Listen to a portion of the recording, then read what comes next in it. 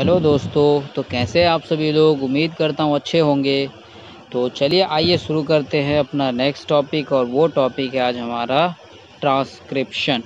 ठीक है, इससे पहले हमने देखा था रेप्लिकेशन। रेप्लिकेशन मीन्स क्या होता है, डीएनए से डीएनए बनना। ठीक है, और ट्रांसक्रिप्शन में क्या पढ़ेंगे हम, डीएनए से आरएनए कैसे बनता है। फिर उसके बाद एक और वो टर्म आया था ट्रांसलेशन। तो ट्रांसलेशन में क्या बन रहा था हमारा, प्रोटीन। ठीक है, आरएनए की जो कोडिंग होगी उस कोडिंग के हेल्प से प्रोटीन किस तरीके से बनता है। तो फिलहाल वो हमारा बाद में आएगा टॉपिक, अभी है हमारा ट्रांसक्रिप्शन। तो आइए देखते हैं क्या है ट्रांसक्रिप्शन में। The process of copying genetic information from one strand of the DNA into RNA is termed as transcription. ठीक है, कि ट्रांसक्रिप्शन का मतलब क्या हुआ कि जो हमें कॉपी बनानी है आरएनए की। ठीक है, ये जो हमारा डीएनए जेनेटिक मटेरियल है, इस डीएनए की हेल्प से आरएनए की कॉपी बनाना ही क्या कहलाता है, transcription. Here also the principle of complementarity governs the process of transcription except the adenosine now forms base pair with uracil instead of thymine. Clear, कि इसमें भी वही जो कॉम्प्लीमेंट्री वाला प्रिंसिपल फॉलो होता है। कॉम्प्लीमेंट्री मीन्स जैसे डीएनए में था एडिनिन के साथ थाइमिन, और साइटोसिन के साथ क्या था, गुआनिन। ठीक है, तो इसी तरीके से आरएनए में क्या होगा, देखिए adenosine now forms base pair with uracil, कि एडिनोसिन यानी एडिनिन किसके साथ बनाएगा, यूरेसिल के साथ।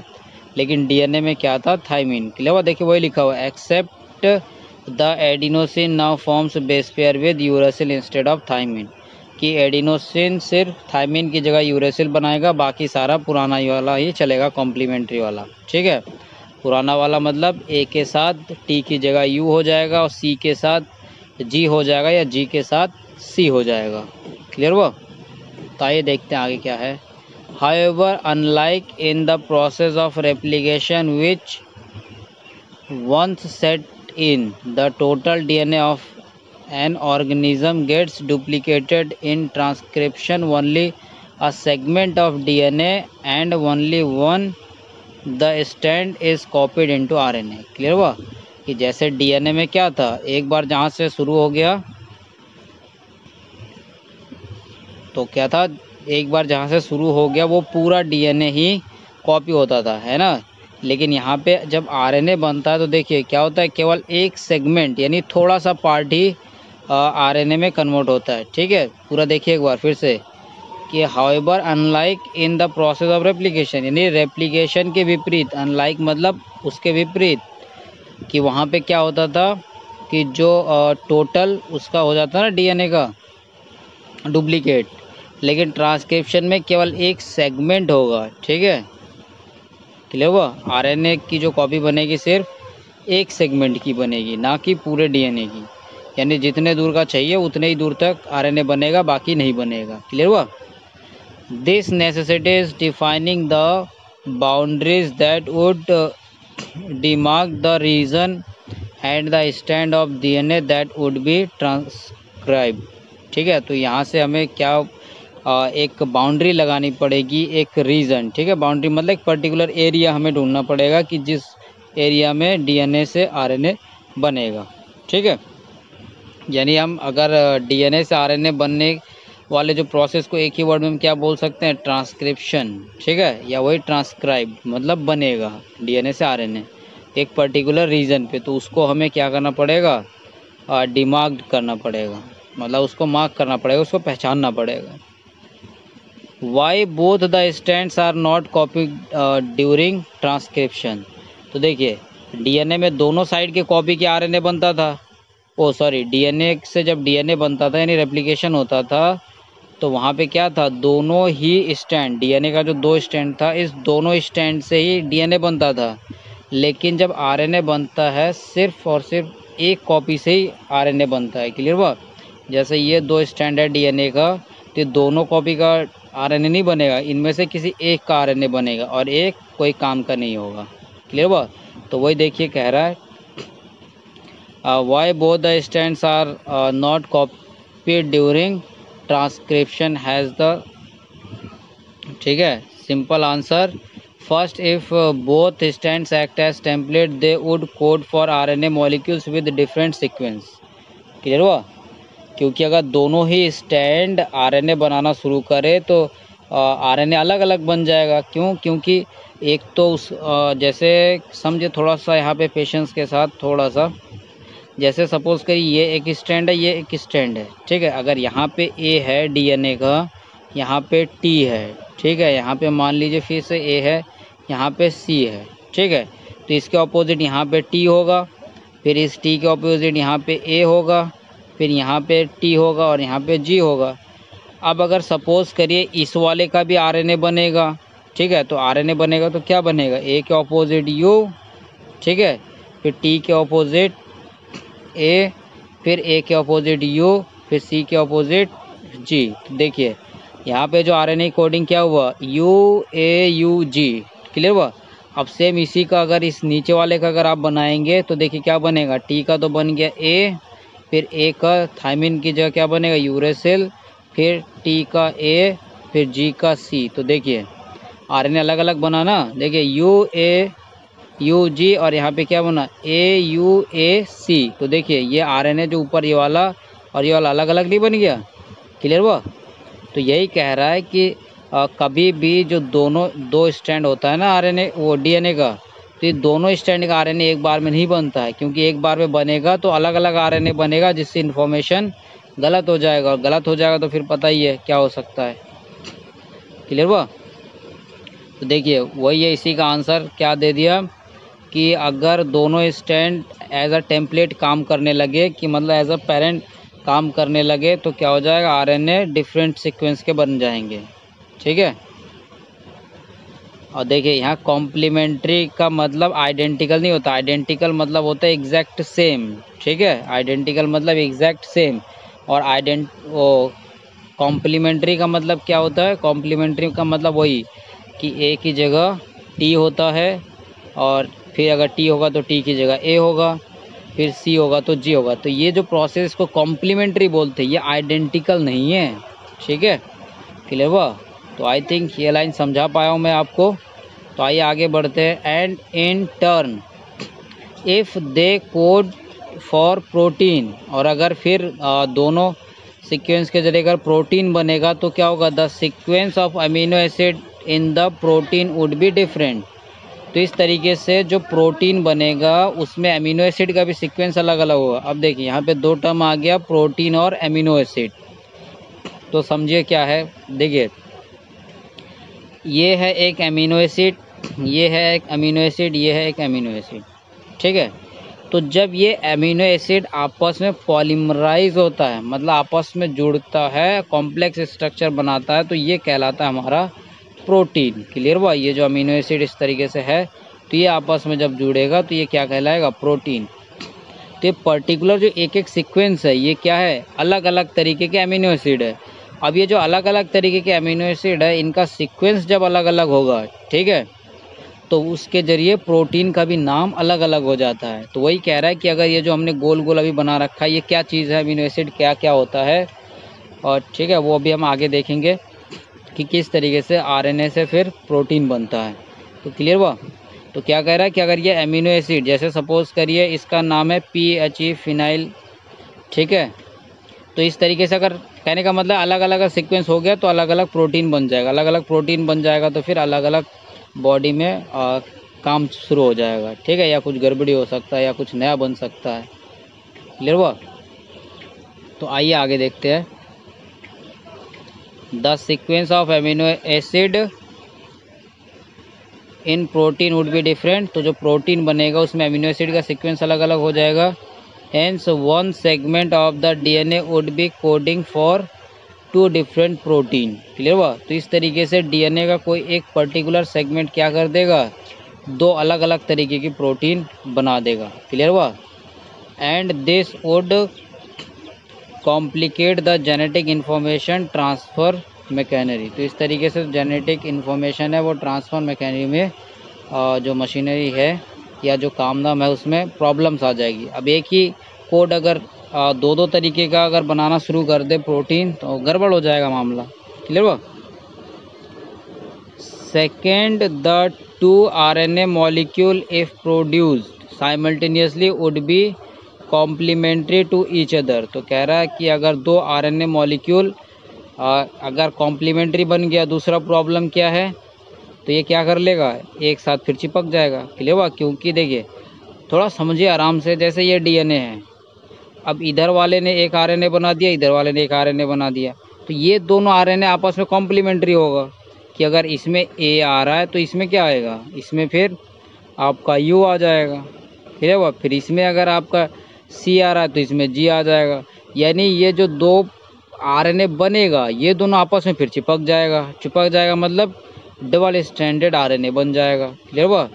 तो देखिए वही कह रहा है कि second, the two RNA molecule if produce simultaneously would be complementary, कि एक दूसरे के कॉम्प्लीमेंट्री होगा, hence would form a dual standard RNA। तो इस तरीके से क्या बना देगा, वो अलग अलग तरीके के RNA बना देगा। अलग अलग तरीके RNA होगा, मतलब जो कि कॉम्प्लीमेंट्री होगा, और वो क्या करेगा, आपस में डबल स्टैंड बना लेगा। ठीक है, जैसे DNA में डबल स्टैंड होता है वैसे RNA में भी हो जाएगा double stand. This prevent RNA from being translated into protein. और ये अगर डबल स्टैंडर्ड बन गया तो ये क्या करेगा, ये प्रोटीन बनाने में रोक देगा। ठीक है, प्रोटीन बनाने नहीं देगा। क्लियर हुआ। And the exercise of transcription would become fertile one. Clear हुआ।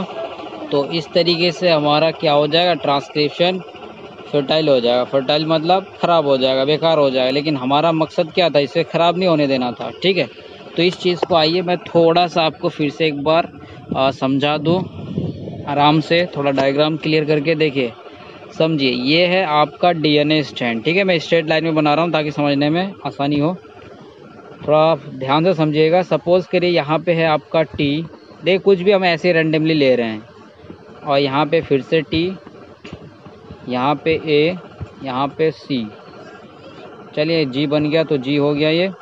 ठीक है, यहाँ पे ले लेता हूँ मैं C। फिर यहाँ पे इसका कॉम्प्लीमेंट्री क्या आ जाएगा, T का DNA में आएगा A, फिर इस T का क्या बन जाएगा, T का अगेन A, फिर A का T, फिर G का क्या बन जाएगा C, और फिर C का क्या बन जाएगा G। क्लियर हुआ। ये तो हो गया DNA। ठीक है, चलिए थोड़ा ज़्यादा बड़ा हो गया, मैं इसको थोड़ा शॉर्ट कर लेता हूँ, इतना ही मान लेते हैं। ठीक है, तो देखिए अब इसके अकॉर्डिंग RNA का मैं यहाँ पे बना रहा हूँ। RNA क्या बन जाएगा, A का तो बन जाएगा T का क्या बन जाएगा, T का बन जाएगा A। क्लियर हुआ। फिर उसके बाद T का क्या बन जाएगा A का क्या बन जाएगा U बन जाएगा। ये RNA है, ये DNA है। ठीक है, इधर वाला DNA, इधर वाला RNA। फिर A के अकॉर्डिंग इधर क्या बन जाएगा, अगर इसका भी बन रहा है तो ये बन जाएगा UA। क्लियर हुआ। तो देखिए ये आपका बन गया कुछ अलग जीन, ये बन गया आपका अलग जीन। अब इसके अकॉर्डिंग जो अमीनो एसिड बनेगा वो कुछ अलग बनेगा, और इसके अकॉर्डिंग जो अमीनो एसिड बनेगा वो कुछ अलग बनेगा। क्लियर हुआ। और अलग अलग अमीनो एसिड होगा तो प्रोटीन भी अलग अलग हो जाएगा। ये तो एक प्रॉब्लम है कि एक ही DNA से दो दो तरीके के प्रोटीन बन रहा है। ठीक है, तो यहाँ से ये तो प्रॉब्लम है ही। फिर और देखिए ये जैसे कॉम्प्लीमेंट्री है तो हमें पता है कॉम्प्लीमेंट्री आपस में हाइड्रोजन बॉन्ड बना लेगी। तो जैसे ये हाइड्रोजन बॉन्ड बना लेगी तो क्या हो जाएगा, फिर ये आपस में जुड़ने लगेगा, है ना। तो जुड़ने लगेगा मतलब जहाँ इसको प्रोटीन बनाना था ये आपस में, ये जो RNA है ये आपस में डबल स्ट्रैंड बना लेगा। तो मतलब मामला तो गड़बड़ हो गया, क्योंकि हमें तो डबल स्टैंड बनाना नहीं था। तो इसीलिए कह रहा है कि सिर्फ और सिर्फ एक स्टैंड का ही RNA बनता है, और एक जो स्टैंड है वो बेकार जाता है। क्लियर हुआ। तो DNA के एक ही स्टैंड से RNA बनता है, बाकी एक स्टैंड बेकार जाता है। क्लियर हुआ। तो उम्मीद करता हूँ दोस्तों आप लोग को मैं समझा पाया हूँ, और अगर आपको अच्छा से समझ में आ रहा है तो प्लीज़ लाइक करके हमारा भी मोटिवेशन बढ़ाते रहिए, और सब्सक्राइब करके हमें भी प्रमोट करते रहिए, और अपने दोस्तों के साथ शेयर करके उनको भी पढ़ने में हेल्प कीजिए। ठीक है, तो चलिए इसी बात के बाद हम शुरू करते हैं अपना नेक्स्ट टॉपिक, और वो टॉपिक है ट्रांसक्रिप्शनल यूनिट। ठीक है, ट्रांसक्रिप्शन यूनिट। तो देखिए वो ट्रांसक्रिप्शन यूनिट क्या है। A transcription unit in DNA is defined primarily by the 3 region in the DNA. ठीक है, तो ट्रांसक्रिप्शन यूनिट मतलब वो 3 हथियार जिसके जरिए आरएनए बनेगा। क्लियर हुआ? यूनिट पता ही है किसी भी चीज़ का यूनिट, खाना बनाते हैं यूनिट क्या है, चूल्हा चाहिए, बर्तन चाहिए, ये सब क्या यूनिट है। तो यहाँ पे ट्रांसक्रिप्शन के लिए यूनिट क्या है, यानी ट्रांसक्रिप्शन के लिए हथियार क्या है, तो वो जो जीन होगा, ठीक है ना। क्लियर हुआ? तो वो देखिए वो 3 रीज़न डिसाइड करेगा डीएनए में। तो पहला रीज़न क्या है, प्रोमोटर, दूसरा रीज़न है स्ट्रक्चरल जीन, तीसरा है टर्मिनेटर। क्लियर हुआ? प्रोमोटर यानी जहाँ से प्रोमोट करेगा, प्रोमोट मतलब स्टार्टिंग होगा ट्रांसक्रिप्शन की, यानी आरएनए बनने स्टार्ट होंगे, और स्ट्रक्चरल जीन में पूरा आरएनए बनेगा। फिर टर्मिनेटर पे जाके क्या हो जाएगा, रुक जाएगा, यानी जहाँ प्रोमोटर मिलेगा वहाँ से बनना स्टार्ट होगा। There is a convention in defining the 2 strands of the DNA in the structural gene of transcription unit. Since the 2 strands have opposite polarity and the DNA dependent RNA polymerase also catalyze the polymerization in only one direction, that is 5-3'. Clear हुआ? तो यहाँ पे भी देखिए जो RNA polymerase है, ये RNA सिर्फ और सिर्फ बनाएगा 5-3' डायरेक्शन में। देखिए डीएनए का डायरेक्शन नहीं, ये खुद अपना डायरेक्शन क्या चूज़ करेगा, 5-3'। लेकिन वही अगर हम बात करें कॉम्प्लीमेंट्री, तो डीएनए में कौन सा डायरेक्शन हो जाएगा, 3-5'। यानी डीएनए का जो 3-5' वाला है वो 5-3' एंड में बनाएगा आपका आरएनए। ठीक है, तो लेकिन जो डीएनए की अगर हम बात करें, तो डीएनए का 3-5' वाला जो स्टैंड होगा वो कहलाता है टेम्पलेट स्टैंड। क्लियर हुआ? और डीएनए के जिसके पास होता है 5-3' वाला एंड, वो कोई भी जो मतलब कुछ भी नहीं बनाता है, मतलब जो भी आरएनए वगैरह वो कुछ नहीं बनाता है। ठीक है, तो उसको हम बोलते हैं कोडिंग स्टैंड। ठीक है, देखिए लिखा हुआ है which does not code for anything, यानी कोडिंग स्टैंड यानी डीएनए का जो 5-3' एंड है वो कुछ भी कोड नहीं करता है। क्लियर हुआ? क्लियर हुआ? तो ये देखिए अब थोड़ा ध्यान से समझिएगा, जो डीएनए के पास 3-5' एंड है उसके जरिए जो आरएनए बनेगा वो तो बनेगा 5-3'। क्लियर हुआ? तो ये जो 5-3' बनेगा ये एग्जैक्ट डीएनए के 5-3' के कॉपी के जैसा ही होगा। सिर्फ क्या होगा, डीएनए के पास जहाँ जहाँ थायमिन होगा वहाँ पे यूरेसिल होगा। आई थिंक आपको समझ में नहीं आया, तो आइए थोड़ा सा मैं यहाँ से आपको डायग्राम से क्लियर करा देता हूँ। देखिए ये है आपके डीएनए का स्टैंड। ठीक है, 2 स्टैंड, एक ये रहा और एक ये रहा। ठीक है, और ये देखिए डीएनए के केवल वो नाम दे रखा है, एडेनिन, थायमिन, ATGC, ये सब क्या है, A for adenine, T for thymine, G for guanine, C for cytosine. तो ये डीएनए का 2 स्टैंड है। ठीक है, तो एक का नाम है टेम्पलेट स्टैंड, यानी डीएनए का जो 3-5' है, 3-5' इसका नाम है टेम्पलेट स्टैंड, और डीएनए के जो 5-3' एंड है इसका नाम है कोडिंग स्टैंड। तो ये कोडिंग स्टैंड कुछ भी कोड नहीं करेगा। क्लियर हुआ? इतनी बात समझ में आई? अब देखिए अब यहाँ से जो आरएनए बनेगा वो कैसे बनेगा, तो देखिए आरएनए कैसे बनेगा। जैसे देखिए ये टेम्पलेट स्टैंड है, तो टेम्पलेट स्टैंड के अकॉर्डिंग आरएनए बनेगा, यानी ए के अकॉर्डिंग क्या बनेगा, यूरेसिल। टी के अकॉर्डिंग क्या बनेगा, टी की जगह फिर एडेनिन, फिर जी की जगह पे क्या बन जाएगा, जी की जगह पे बन जाएगा आपका सी। क्लियर हुआ?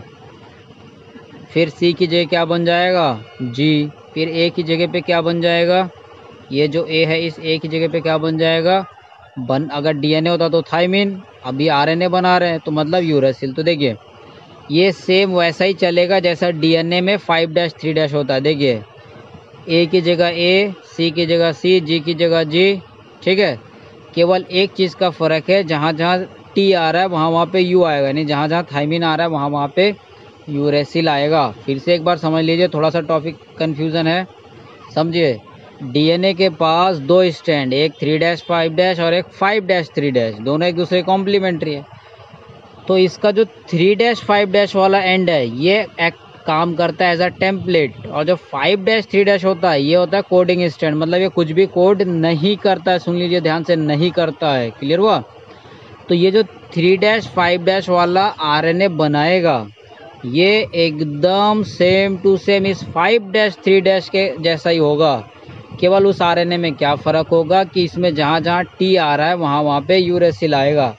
आपको नहीं यकीन है तो ये पूरा आप बना के देख सकते हैं, सेम वैसा ही आएगा। ये बनाने में टाइम लगेगा इसलिए मैं पूरा नहीं बना रहा हूँ, अभी मैंने थोड़ा सा आपको बना के दिखाया था। क्लियर हुआ?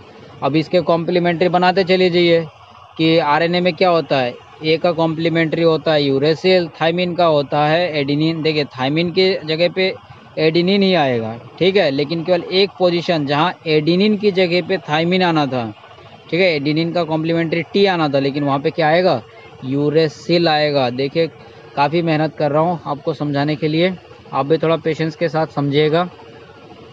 आइए थोड़ा आप ऊपर देख लेते हैं लाइन, ठीक है, थोड़ा ध्यान से देखिएगा। देखिए ये polymerization in only one direction, that is 5-3', ठीक है, केवल एक ही डायरेक्शन में पॉलीमराइज होगा, वो है 5-3' की तरफ। The strand that has polarity 3-5' act as template, यानी आरएनए तो 5-3' में बनेगा, लेकिन डीएनए के वो स्टैंड जिसके पास 3-5' है वो काम करेगा as a template and is also referred as template strand, और इसको हम बोलते हैं template strand. The other strand which has the polarity 5-3' कि मतलब जिस स्टैंड के पास 5-3' एंड होता है end the sequence same as RNA, और इसका जो सीक्वेंस है वो एग्जैक्ट आरएनए के जैसा ही होता है। फिर यहाँ ब्रैकेट में देखिए लिखा हो एक except thymine at the place of uracil, कि केवल क्या डिफरेंस होता है कि यूरेसिल की जगह पे थाइमिन होता है। इज डिस्प्लेस्ड ड्यूरिंग ट्रांसक्रिप्शन, कि जब ट्रांसक्रिप्शन होता है तो ये प्रोसेस होता है। स्ट्रेंजली दिस स्टैंड, उसके बाद ये जो स्टैंड है which does not code for anything is referred to as coding strand, कि जो कुछ भी नहीं करता है उसको हम क्या नाम देते हैं, coding stand. All the reference point while defining a transcription unit is made with coding stand. To explain the point, a hypothetical sequence from a transcription unit is represented below, ठीक है। इस बात को समझने के लिए यहाँ पे एक हाइपोथेटिकली दे रखा है कि आप समझ पाओ, ठीक है। तो ये देखिए ये वाला स्टैंड हो गया ऊपर वाला टेम्पलेट, और नीचे वाला हो गया कोडिंग स्टैंड। तो ये देखिए ये कुछ डायग्राम बना के भी दिखा दिया है ट्रांसक्रिप्शन यूनिट का, स्ट्रक्चर ऑफ ट्रांसक्रिप्शन यूनिट। तो ये ऊपर वाला हो गया आपका टेम्पलेट स्टैंड, और ये जो नीचे वाला हो गया कोडिंग स्टैंड। ये वाला जो रीजन है ये हो गया प्रोमोटर रीजन, और ये वाला रीजन हो गया टर्मिनेटर, और बीच में यहाँ से यहाँ तक क्या है, ये स्ट्रक्चरल जीन पढ़े थे ना 3 लोकेशन। तो ये देखिए तीनों लोकेशन, और ये जो अलग अलग स्टैंड के नाम है ये हो गया। तो अब देखिए अलग अलग पॉइंट के बारे में पढ़ लेते हैं। The promoter and terminator flank the structural gene in a transcription unit. The promoter is said to be located towards 5' end. Clear हुआ? प्रोमोटर किधर होता है, 5' एंड की तरफ, किसके, ऑफ स्ट्रक्चरल जीन, ठीक है। स्ट्रक्चरल जीन के किस साइड में होगा, 5' एंड की तरफ। The reference is made with respect to the polarity of coding strand, और ये जो रेफरेंस यानी 3-5' वाला जो बना रखा है ये किसके कंपैरिजन में बना रखा है, कोडिंग के कंपैरिजन में, ठीक है। तो कोडिंग में देखिए 5' की तरफ होगा आपका स्ट्रक्चर वो promoter. It is a DNA sequence that provides binding site for RNA polymerase, और ये डीएनए का वो साइड है जहाँ पे आरएनए पॉलीमरेज बाइंड होगा, ठीक है। आरएनए पॉलीमरेज मतलब वो जो एंजाइम है वो बाइंड होगा प्रोमोटर रीजन में।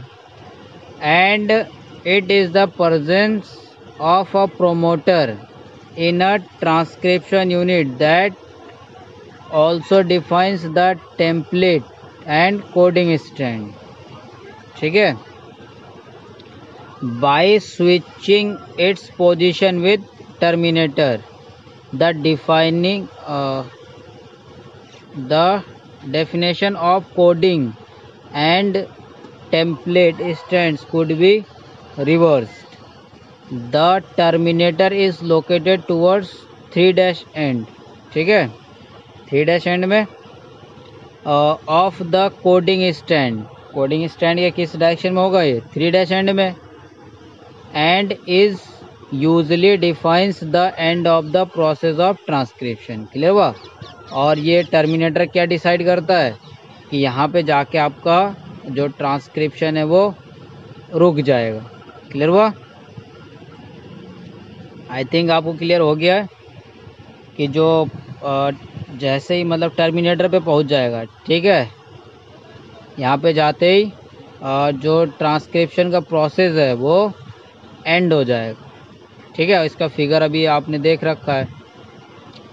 There are additional regulatory sequence that may be present further upstream or downstream to the promoter. Some of the properties of these sequences shall be discussed while dealing with regulation of gene expression. तो कुछ बातें अभी आगे भी हमें देखना है. ठीक है, तो चलिए आगे नेक्स्ट टॉपिक क्या है हमारा, transcription unit and the gene. तो आइए देखते हैं ट्रांसक्रिप्शन यूनिट और ये जीन क्या है. A gene is defined as the functional unit of inheritance. और ये जीन ही है जो कि इनहेरिट होता है, मतलब एक जनरेशन से दूसरे जनरेशन में जाके फंक्शनली एक्टिव होता है. Though there is no ambiguity that the genes are located on the DNA. तो इस तरीके से ये कंफर्म होता है कि जीन कहाँ पे होता है, डीएनए में ही लोकेट होता है. It is difficult to literally define a gene in terms of DNA sequence. The DNA sequence coding for tRNA or rRNA molecules also define a gene. ठीक है, ये जो DNA सीक्वेंस है यहाँ से tRNA और rRNA यानी स्मॉल आर यहाँ पे जो है ये राइबोसोमल आरएनए है. ठीक है, इसको भी कोड करता है. However by defining a cistron as a segment of DNA coding for polypeptide. तो देखिए ये सिस्ट्रॉन, सिस्ट्रॉन मतलब वही डीएनए का एक पर्टिकुलर कोई सेगमेंट है जिसका नाम दे दिया सिस्ट्रॉन. तो सिस्ट्रॉन क्या है, as a segment of DNA coding for polypeptide. यानी कि ये सिस्ट्रॉन वो सेगमेंट है डीएनए का जो क्या बनाता है, पॉलीपेप्टाइड. पॉलीपेप्टाइड मतलब वही पॉलीमर बनाता है. क्लियर हुआ. The structural gene in a transcription unit could be said as monocistronic. तो ये क्या होता है, देखिए ये मोस्टली यूकैरियोट्स में होता है मोनोसिस्ट्रोनिक, और polycistronic mostly in bacteria or prokaryotes. Clear हुआ. देखिए in eukaryotes the monocistronic structural genes have interrupted coding sequence. कि मतलब इसके बीच में कुछ इंटरप्शन होता है, मतलब कुछ रुकावटें होता है. The genes in eukaryotes are split. कि मतलब जो यूकैरियोटिक का जो जीन होता है वो स्प्लिट होता है, मतलब अलग अलग होता है. द कोडिंग सीक्वेंस और expressed sequence are defined as exon. यानी कि वो सीक्वेंस जो कि कोड करता है उसको बोलते हैं, क्या बोलते हैं, एक्सोन. ठीक है, फिर देखिए आगे, exons are said to be those sequence that appear in mature or processed RNA. और एक्सोन जो है वो आरएनए में रह जाता है कि जब आरएनए मैच्योर मतलब पूरी तरीके से तैयार हो जाता है आरएनए, उसमें एक्सोन रह जाता है. ठीक है, और इस एक्सोन को इंटरप्ट किया जाता है इंट्रॉन के जरिए. और ये इंट्रॉन बाद में आरएनए में से हट जाता है। क्लियर बात? देखिए लिखा हुआ है do not appear in mature or processed RNA. तो ये क्या चीज़ें कह रहा है ये अभी हम आगे थोड़ा सा देखेंगे, थोड़ा सा पेशेंस रखिए यहाँ पे। The split gene arrangement further complicates the definition. तो ये देखिए यूकैरियोटिक में क्या कह रहा था इस डायग्राम में, थोड़ा सा समझ लीजिए। देखिए ये जो येलो कलर दिख रहा है ये है आपका एक्सॉन, ठीक है, ये है एक्सॉन, ये एक्सॉन, ये एक्सॉन है, ये एक्सॉन, ठीक। और इसके बीच में देखिए ये जो ऑरेंज ऑरेंज सा दिख रहा है ये क्या है, ये इंट्रॉन है। क्लियर हुआ? तो अभी अभी देखिए ये आरएनए बना ही है, तो इसमें एक्सॉन इंट्रॉन दोनों है, ये यूकैरियोटिक की बात चल रहा है। तो फाइनली देखिए ये जो मैच्योर हो गया आरएनए, तो इसमें से देखिए आप ये एक्सॉन एक्सॉन बचा हुआ है और इंट्रॉन ये बाहर निकल गया, ठीक है। तो यही कह रहा था ऊपर कि जो इंटरप्शन होता है यूकैरियोटिक में, लेकिन फाइनली जो मैच्योर हो जाता है, ठीक है, तो उसमें से ये इंट्रॉन निकल जाता है, सिर्फ और सिर्फ एक्सॉन रह जाता है। लेकिन प्रोकैरियोटिक में ऐसा कुछ नहीं होता। प्रोकैरियोटिक में देखिए सिंपल एक्सॉन एक्सॉन ही है, ठीक है। क्लियर हुआ? तो आइए शुरू करते हैं नेक्स्ट टॉपिक। अब वो टॉपिक है हमारा types of RNA and the process of transcription, कि कितने तरीके का आरएनए होता है और ट्रांसक्रिप्शन के प्रोसेस क्या क्या है। देखिए in bacteria there are 3 major types of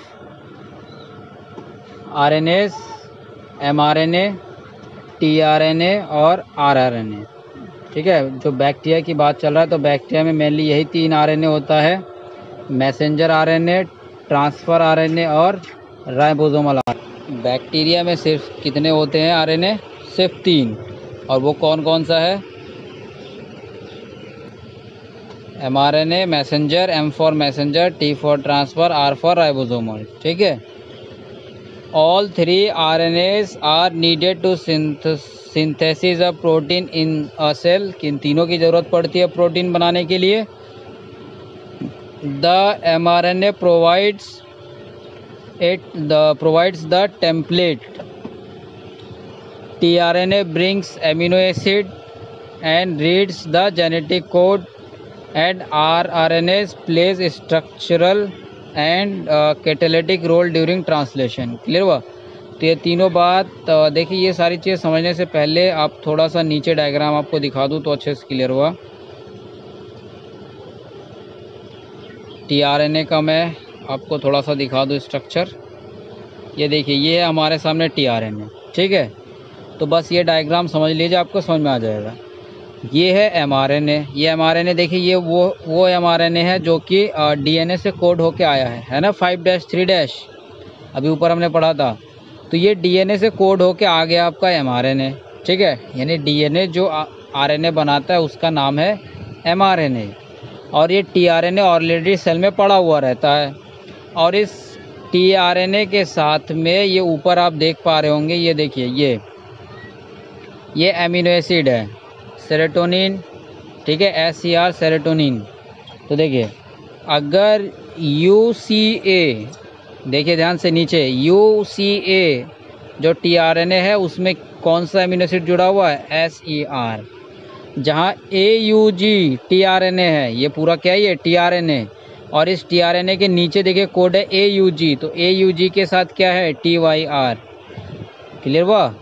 अब नीचे देखिए एमआरएनए में क्या है? UAC, यानी UAC आएगा तो इसके लिए कौन सा टीआरएनए आना पड़ेगा? जिसके पास AUG होगा। अब AUG अगर आएगा तो ऑटोमेटिक TYR आएगा। क्लियर हुआ नहीं हुआ? इसे थोड़ा सा ध्यान से देखिए, ये जो एमआरएनए बना, सपोज कीजिए AGU आया, अब AGU का कॉम्प्लीमेंट्री कौन आएगा? यहाँ पे AUG तो नहीं आ सकता, क्योंकि कॉम्प्लीमेंट्री A का क्या होता है? U, G का क्या होता है? C, U का क्या होता है? A, ठीक है। अभी देखिए ये यहाँ पे नहीं आ सकता, क्यों? क्योंकि कोडॉन अलग अलग है, क्योंकि इसका जो कोड है ये इसमें नहीं बैठेगा, ठीक है, ये वाला यहाँ पे, तो इसलिए ये वाला यहाँ नहीं आ सकता। तो हम कहना ये चाह रहे हैं कि टीआरएनए इस जो एमआरएनए की कोड का एंटी कोडॉन यानी कॉम्प्लीमेंट्री है, तो जैसे टीआरएनए आएगा ऑटोमेटिक अमीनो एसिड आएगा। क्लियर हुआ? अमीनो एसिड इसी के साथ चिपका हुआ है। तो अगर ये वाला टीआरएनए यानी यूसीए आ रहा है तो यूसीए के साथ क्या आएगा? एसईआर। क्लियर हुआ? तो ये काम है। तो ये काम देखिए क्या समझ में आया कि एमआरएनए तो जो कोड प्रोवाइड कराता है। अब टीआरएनए कैसा आएगा? यहाँ पे कौन सा आएगा?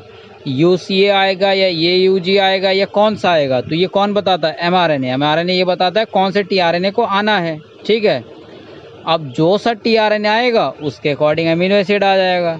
अब अमीनो एसिड का जो सीक्वेंस आएगा उसके अकॉर्डिंग प्रोटीन बन जाएगा। क्लियर हुआ? फिर से देखिए एमआरएनए क्या दे रहा है? एमआरएनए एक सीक्वेंस दे रहा है कि कौन कौन से टीआरएनए को लाना है, और टीआरएनए जो सा आएगा उसी हिसाब से हमारा अमीनो एसिड का सीक्वेंस होगा। क्लियर हुआ? और जो बाकी राइबोसोमल है वो राइबोसोमल क्या करता है? एक कैटलिस्ट की तरह काम करता है। देखिए ये सारी चीज़ें इस वाले डायग्राम पे आप देख पा रहे होंगे। क्लियर हुआ?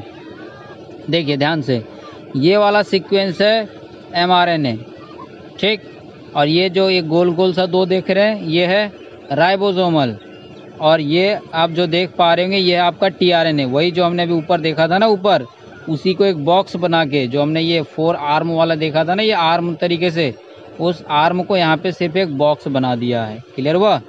देखिए ध्यान से देखिएगा, यहाँ पे देखिए टीआरएनए लिखा हुआ एक बॉक्स की फॉर्म में है, लेकिन यही टीआरएनए यहाँ पे ये एक्चुअल स्ट्रक्चर बना रखा है। अब इस पूरे स्ट्रक्चर को तो हम हर जगह इतना बड़ा बड़ा बना नहीं सकते, तो इसीलिए इसको क्या कर दिया? एक बॉक्स की फॉर्म में बना दिया है। तो ये तीनों चीज़ें देखिए यहाँ पे कंबाइन हो रखा है। क्लियर हुआ? कि किस तरीके से आपका जो प्रोटीन बन रहा है। तो देखिए ये जो कोड है, इस कोड के अकॉर्डिंग यहाँ पे टीआरएनए आ रहा है। अब इस टीआरएनए के अकॉर्डिंग ये अलग अलग एमिनो एसिड देखिए, ग्लाइसिन, ल्यूसिन, ठीक है, ये क्या है? ये सारा आपका आ रहा है एमिनो एसिड। इस एमिनो एसिड के अकॉर्डिंग ये क्या हो जाएगा? एक सीक्वेंस बनाएगा, यही हो जाएगा आपका प्रोटीन। क्लियर हुआ? तो तीनों काम क्लियर हुआ कि एमआरएनए तो टेम्पलेट प्रोवाइड करा रहा है कि किस हिसाब से टीआरएनए आएगा। टीआरएनए आएगा तो उसके साथ हमारा ये अमीनो एसिड आएगा, और ये जो राइबोसोमल है आरएनए ये क्या कर रहा है? ये सिर्फ इसको कैटलिस्ट की तरह काम कर रहा है, यानी उसको जुड़ने के लिए मदद कर रहा है। तो आइए अब ऊपर हम फिर से शुरू करते हैं अपने टॉपिक। देखिए हाँ, तो आई थिंक ये चीज़ आपको मैं समझा पाया हूँ कि यहाँ पे जो लाइन लिखा हुआ है कि द एमआरएनए प्रोवाइड्स टेम्पलेट, कि एमआरएनए क्या करवाता है? उसको टेम्पलेट प्रोवाइड कराता है कि किस हिसाब से आरएनए आएगा। टीआरएनए ब्रिंग्स एमिनो एसिड, कि ये टीआरएनए क्या लाता है? एमिनो एसिड लाता है, और इस एमआरएनए को रीड करता है। ठीक है। और आरआरएनए क्या करता है? Structural gene and catalytic role during translation, कि ट्रांसलेशन यानी जब प्रोटीन बनता है तो उस टाइम पे ये कैटलिस्ट की तरह काम करता है। There is single DNA dependent RNA polymerase that catalyze transcription of all types of RNA in bacteria. Clear हुआ? कि जो बैक्टीरिया है उसमें ट्रांसक्रिप्शन के लिए एक ही तरीके का आरएनए है। ठीक है। RNA polymerase binds to promoter. RNA किधर बाइंड हो जाता है? जिस डायरेक्शन में प्रोमोटर होता है, जहाँ पे उस प्रोमोटर के साथ आरएनए पॉलीमरेज बाइंड हो जाता है। क्लियर हुआ?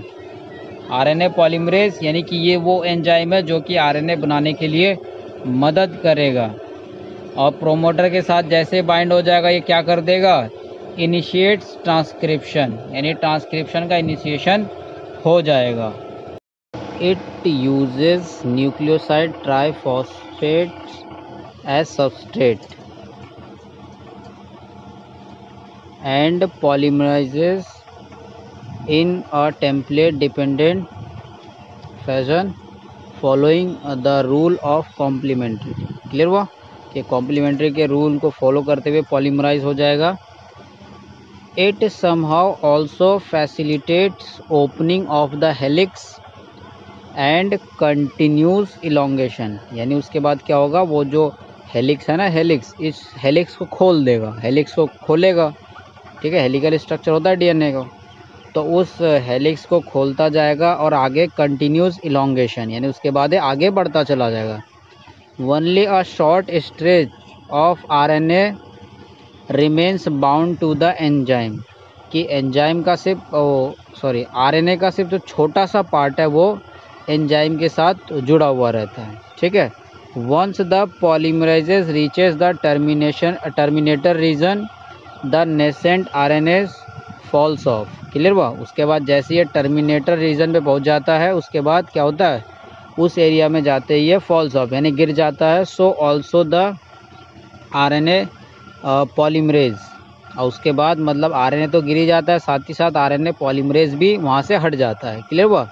This results in termination of transcription, और उसके बाद क्या हो जाता है, ट्रांसक्रिप्शन। तो इस प्रोसेस को समझने के लिए यहाँ से ध्यान से देखिए, ये देखिए ये है आपका आरएनए पॉलीमरेज, ये आरएनए पॉलीमरेज देखिए यहाँ इसके साथ इस प्रोमोटर रीजन में अटैच हो जाएगा। उसके बाद अटैच होके इसके जो हेलिक्स है यानी ये जो कॉइल किया हुआ है इस कॉइल को खोलता हुआ आगे बढ़ता जाएगा।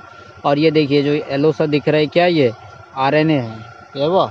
और आरएनए का ये थोड़ा सा पार्ट ये पॉलीमरेज के साथ जुड़ा हुआ है और ये आगे बढ़ता जा रहा है और इस तरीके से आरएनए लंबा होता चला जा रहा है। ठीक है, लंबा होता चला जाएगा। फिर फाइनली जैसे ये टर्मिनेटर रीजन में पहुंच जाता है तो देखिए टर्मिनेटर रीजन में पहुंचने के बाद ये आरएनए अलग हो गया और ये पॉलीमरेज यानी ये वो एंजाइम है जो आरएनए को बना रहा है, ये अलग हो गया। ठीक है, तो इनिशिएशन फैक्टर कौन सा है, ये देखिए ये सिग्मा फैक्टर हो गया इनिशिएशन फैक्टर। क्लियर हुआ। ये क्या है, सिग्मा फैक्टर, इनिशिएशन फैक्टर इसको बोल सकते हैं हम। फिर उसके बाद टर्मिनेटिंग फैक्टर कौन सा है, रो फैक्टर। क्लियर हुआ। ये दो फैक्टर है, इनिशिएशन के टाइम पे सिग्मा जुड़ता है, फिर जो आपका टर्मिनेशन के टाइम पे रो फैक्टर जुड़ता है। क्लियर हुआ सारी थ्योरी डायग्राम के साथ। चलिए उसके बाद आगे देखते हैं।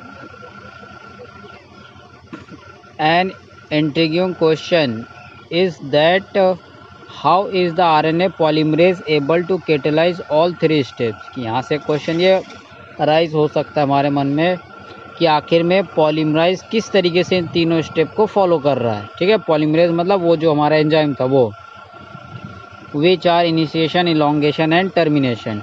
ठीक है, ये तीनों स्टेप कैसे फॉलो कर रहा है। The RNA polymerase is only capable of catalysing the process of elongation. ठीक है, आरएनए पॉलीमरेज सिर्फ और सिर्फ क्या कर सकता है, वो जो आरएनए है उसको लंबा कर सकता है। इलोंगेशन मतलब लंबा, यानी डायग्राम के अकॉर्डिंग समझे तो देखिए ये यहाँ से ये इनिशिएशन यहाँ पे हो गया, इनिशिएशन। ठीक है, फिर इस इनिशिएशन के बाद ये आगे बढ़ता जा रहा है, तो ये जो लंबा हो रहा है, लंबे वाला प्रोसेस सिर्फ कौन कर सकता है, ये जो हमारा फैक्टर है ये कर सकता है। क्लियर हुआ, जो हमारा पॉलीमरेज है। बाकी काम कौन करता है, बाकी इनिशिएशन फैक्टर। तो देखिए it associates transitionally with initiation factor, किए इनिशिएशन फैक्टर के साथ जुड़ जाता है। उसके बाद एंड टर्मिनेशन फैक्टर। ठीक है, initiates and terminate the transcription, कि ट्रांसक्रिप्शन को शुरू और ख़त्म कौन करता है, ये इनिशिएशन फैक्टर। ठीक है, और ये टर्मिनेटिंग फैक्टर। क्लियर हुआ। Association with these factors alter the specificity of the RNA polymerase, और ये जो फैक्टर है यही क्या कर देता है, उसके जो प्रोसेस को रोकना है या शुरू करना है यही फैक्टर पे डिपेंड करता है, टू आइदर इनिशिएट और टर्मिनेट। ठीक है, यही दो फैक्टर है जो ये डिसाइड करता है कि जो पॉलीमरेज को आरएनए और बनाना है कि नहीं बनाना है। इन bacteria since the mRNA does not require any processing become active. तो अभी हम देखेंगे कि जो यूकैरियोटिक में एक अलग से प्रोसेस करना पड़ता है जिसके बाद जाके mRNA एक्टिव होता है। ठीक है, तो वैसा बैक्टीरिया में यानी प्रोकैरियोटिक में कुछ ऐसा अलग से प्रोसेस नहीं करना पड़ता है कि आरएनए बनने के बाद फिर से उसको एक्टिव करे। क्लियर हुआ। And also since transcription and translation take place in the same compartment. तो कह रहा है ट्रांसक्रिप्शन यानी कि जहाँ पे आरएनए बनता है वहीं पे ही प्रोटीन भी बनता है। ट्रांसक्रिप्शन मतलब आरएनए बनना और ट्रांसलेशन मतलब प्रोटीन बनना। ठीक है, क्यों? क्योंकि यहाँ कोई सेपरेशन नहीं होता है। नहीं तो वैसे mRNA कहाँ न्यूक्लियस के अंदर बनता है, लेकिन जो प्रोकैरियोटिक है, प्रोकैरियोटिक में कोई पर्टिकुलर न्यूक्लियस तो होता नहीं है। तो इसीलिए जो ट्रांसक्रिप्शन और ट्रांसलेशन दोनों एक ही जगह पे होता है। क्लियर हुआ? ये देखिए, there is no separation of cytosol and nucleus. Cytosol मतलब वही जो बाकी ऑर्गेनल के बीच में और न्यूक्लियस के बीच में कोई सेपरेशन नहीं होता है। Many times translation can begin much before the mRNA is fully transcribe. तो कह रहा है कई बार तो ऐसा होता है कि mRNA पूरी तरीके से बनता नहीं है और प्रोटीन बनना शुरू हो जाता है। क्लियर हुआ? कि मतलब कि जैसे इधर से mRNA की कोडिंग हो गई और पीछे से प्रोटीन की भी कोडिंग होती चला जा रहा है, प्रोटीन भी बनता चला जा रहा है। क्लियर हुआ? क्यों? क्योंकि जहाँ पे mRNA बन रहा है वहीं पे प्रोटीन भी बनेगा। नहीं तो वैसे क्या होता है कि वो mRNA बन के न्यूक्लियस से बाहर आता है, उसके बाद ही जाके प्रोटीन बनता है। क्लियर हुआ? लेकिन इसमें ऐसा नहीं होता है। ठीक है? तो इस तरीके से हम क्या कह सकते हैं, transcription and translation can be coupled in bacteria, कि एक ही साथ हो जाता है बैक्टीरिया के अंदर ट्रांसलेशन और ट्रांसक्रिप्शन, यानी mRNA भी एक साथ बन जाता है और प्रोटीन भी तुरंत बन जाता है। क्लियर हुआ? फिर देखिए यूकैरियोटिक में क्या होता है, इसमें दो अलग से स्टेप होता है। वो स्टेप देखिए क्या है।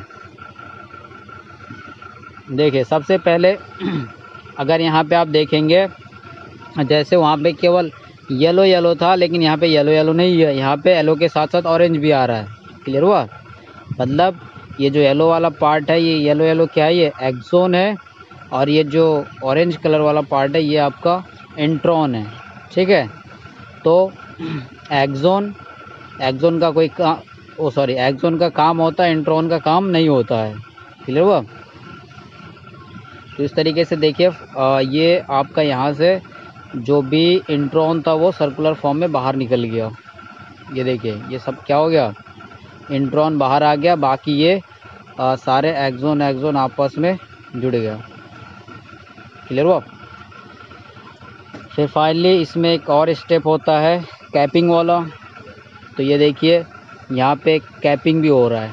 ठीक है? Capping methyl गोनोसिन triphosphate. ठीक है? ये small MGPPP, it means methyl, M for methyl, G for गोनोसिन और PPP मीन्स ट्राइफॉस्फेट। 3 बार P लिखा हो, इट मीन्स ट्राइफॉस्फेट। क्लियर हुआ? तो इसमें कुछ एडिशनल स्टेप, वो क्या है, कैपिंग हो रहा है, यानी ये मिथाइल गोनोसिन ट्राइफॉस्फेट की कैपिंग हो रहा है, साथ में स्प्लाइसिंग मतलब ये इंट्रॉन को इस बीच में से निकाला जा रहा है, इस बीच में से। तो ये क्या है, ये एडिशनल प्रोसेस है। क्लियर हुआ?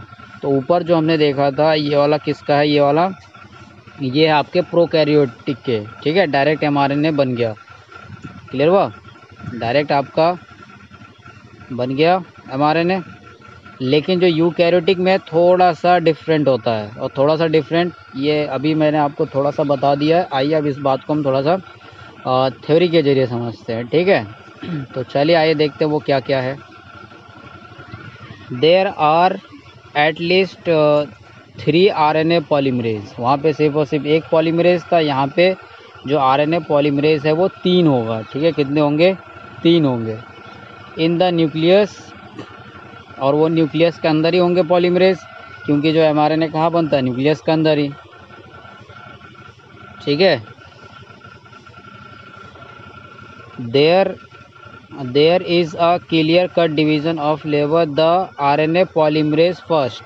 तो जो 3 RNA पॉलीमरेज होगा उनमें से जो पहला वाला है वो क्या क्या बनाएगा, ट्रांसक्रिप्ट्स RNAs। तो RNA देखिए सबसे पहले हमने क्या देखा कि जो RNA पॉलीमरेज ये एंजाइम है, ये RNA की बात नहीं कर रहे हैं, एंजाइम की बात कर रहे हैं। ठीक है? तो जो RNA पॉलीमरेज है ये होगा 3 तरीके का। सबसे पहला कौन हो गया, पॉलीमरेज फर्स्ट। पॉलीमरेज है, ध्यान दीजिएगा, पॉलीमरेज मीन से एंजाइम है जो RNA बनाएगा। थोड़ा सा ध्यान से, एक तो RNA हो गया और RNA पॉलीमरेज मीन्स वो एंजाइम है जो RNA को बनाएगा। क्लियर हुआ? तो पहला जो RNA पॉलीमरेज फर्स्ट हो गया, ये क्या बनाएगा, rRNAs। और क्या बनाएगा देखिए, और वो rRNAs कौन सा है, 28S, फिर उसके बाद 18S और 5.8S, ठीक है। और उसके बाद देखिए whereas the RNA polymerase third is responsible for transcription of tRNAs, 5S RNAs and SNRNAs, ठीक है। ये SN means small nuclear RNAs। फिर उसके बाद देखिए क्या कह रहा है, पहले थर्ड बोल दिया है, फिर उसके बाद सेकंड।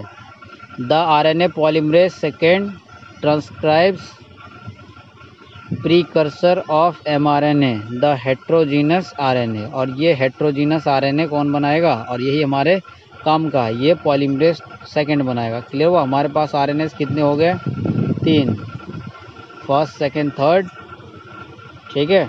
तो जो मेन अभी हमें जो काम देखना है वो किसका देखना है, ये, ठीक है, पॉलीमरेज सेकंड का। ये एंजाइम है, बार बार याद दिला रहा हूँ आपको। चलिए फिर सेकंड स्टेप देखिए क्या होता है। The second complexity is that the primary transcripts contain both the exon and introns, कि जो स्टार्टिंग में बनता है उसमें एक्सोन और इंट्रॉन दोनों होते हैं, एंड आर नॉन फंक्शनल। तो जैसे दोनों साथ में होता है तो ये कोई फंक्शन नहीं कर सकता, ये नॉन फंक्शनल होता है। क्लियर भाई, इसका कोई काम नहीं है, इसका कोई फंक्शन नहीं है। Hence it is subjected to a process called splicing. तो इसके बाद इसको एक नेक्स्ट प्रोसेस से गुजरना पड़ता है जिसको बोलते हैं स्प्लाइसिंग। तो स्प्लाइसिंग में देखिए क्या होता है, स्प्लाइसिंग में where the introns are removed and exons are jointed in a defined order. तो इसके बाद इसमें क्या होगा, सारे जो इंट्रॉन है वो सारे इंट्रॉन निकल जाएगा और सारे एक्सॉन आपस में जुड़ जाएगा, ठीक है। अभी दिखाया था आपको डायग्राम में, अगर नहीं देखा तो फिर से एक बार देख लीजिए। ये देखिए ये सारे इंट्रॉन बाहर आ गए और एक्सॉन सारे चिपक के फाइनली ये देखिए बन गया। क्लियर हुआ। और इधर सॉरी, इधर आपको उस टाइम टेलिंग वाला नहीं बताया था, तो इधर टेलिंग भी होता है, ठीक है। तो आइए इस सारी बातों को हम एज अ थ्योरी देख लें। फिर देखिए क्या होगा, where introns are removed and exons are joint in a defined order. फिर उसके बाद ये जो आरएनए है इसको हम क्या बोल रहे हैं, HNRNA यानी heterogenous RNA. Heterogenous RNA undergoes addition process called capping and tailing. तो उसके बाद फिर इसमें एक एडिशन प्रोसेस होता है जिसमें होता है कैपिंग और टेलिंग। तो कैपिंग मतलब आगे और टेलिंग मतलब पीछे। तो in capping an unusual nucleotide methyl guanosine triphosphate, यानी कैप में लग जाएगा आपका मिथाइल गुआनोसिन ट्राइफॉस्फेट, ऐड हो जाता है किधर 5' एंड में, ठीक है। In tailing adenylate residue are added at 3' and in a template independent manner, ठीक है। उसके बाद टेलिंग में क्या हो जाएगा, जो एडिनाइलेट रेसिड्यू, ठीक है, एडिनाइलेट कहने का मतलब है एडिनाइलेट टेलिंग में आ गया। क्लियर हुआ। तो ये देखिए ये आपका हेड और टेल बन गया। आइए तो आगे बढ़ते हैं कैपिंग और टेलिंग में। It is the fully processed HNRNA now called mRNA, यानी उसके बाद जो स्प्लाइसिंग हो गया, कैपिंग हो गया, टेलिंग हो गया, अब जो mRNA वो मतलब जो HNRNA बना तो ये अब कहलाएगा mRNA। क्लियर हुआ। अब ये क्या कहलाएगा, mRNA कहलाएगा। अब ये फाइनली हमारा mRNA तैयार हो गया ट्रांसलेशन के लिए।